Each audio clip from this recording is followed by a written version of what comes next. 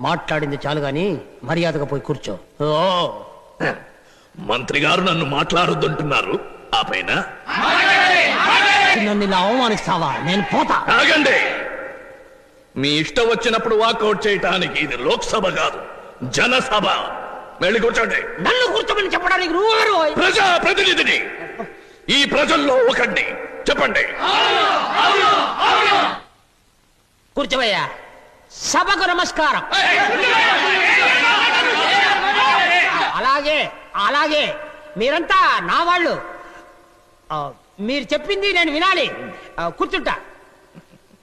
ఇది ప్రజాశక్తి అంటే ఇది. మీరు కూర్చోమంటే కూర్చున్నాడు.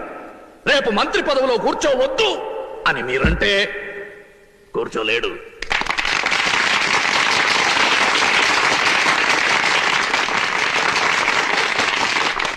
మీ చేతిలో ఒక వజ్రాయుధం ఉందండి. ఉంది. దాని పేరు ఓటు. ఆ వజ్రాయుధంతో శత్రువు తలనరికి మంచివాడి చేతికి దాన్ని అందివ్వాలి. కానీ మీరేం చేస్తున్నారు?